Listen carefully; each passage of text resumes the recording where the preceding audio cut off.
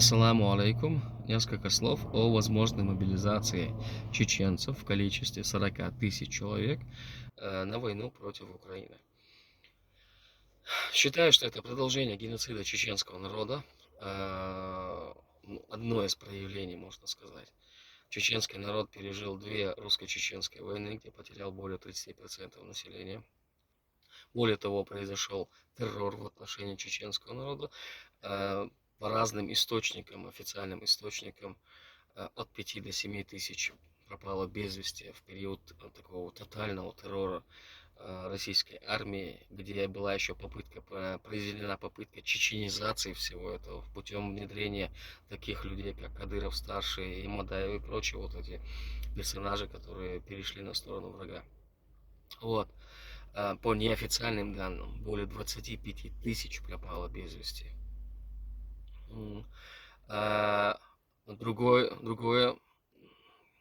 Другая сторона этого — это массовое просто пленение и отправление на большие срока в места лишения свободы. Там тоже большое количество чеченцев, по разным оценкам, от 20 до 30-40 тысяч чеченцев прошли через эти ужасы плена. А сейчас новая форма геноцида — это насильственное участие в войне против Украины. Чеченский народ не заинтересован в войне против Украины. Чеченский народ очень хорошо знаком с тем врагом, с которым сегодня борется Украина. Мы самые первые в постсоветском пространстве пережили этот ужас. И по сегодняшний день переживаем. Достаточно просто взглянуть на то, что кого Кремль выбрал в качестве руководителя Чеченской Республики, своего ставленника. Более низкого существа просто невозможно найти на всей территории Чеченской Республики Ичкерия, чем Рамзан Кадыров. Поэтому, и еще самое последнее. К великому сожалению, мы, чеченцы, до сих пор остались один на один с Россией.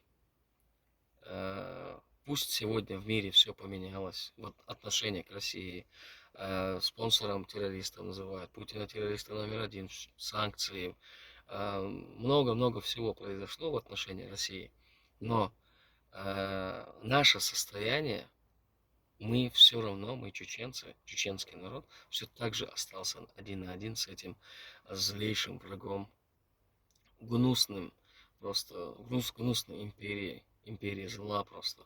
Мы остались один на один, все так же.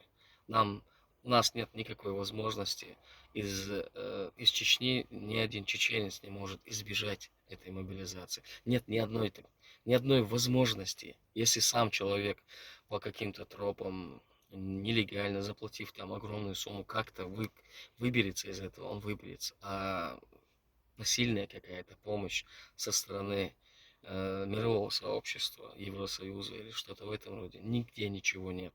Даже та самая пресловутая Турция, она не в состоянии даже просто рассмотреть помощь чеченцам, которые не хотят участвовать в войне против Украины. Хотя мы лучше всех знаем, каково это быть в состоянии войны, и когда твои территории оккупированы Россией. Поэтому наш геноцид продолжается, меняя формы. Но даже в сегодняшнем мире, как я уже сказал, для нас ничего не поменялось. И мы все так же можем рассчитывать только друг на друга. И даже в этом наш враг пытается нас разобщить и сделать так, чтобы у нас не было возможности для объединения. Пусть Всевышний Аллах избавит нас, в первую очередь чеченцев, от этой империи зла.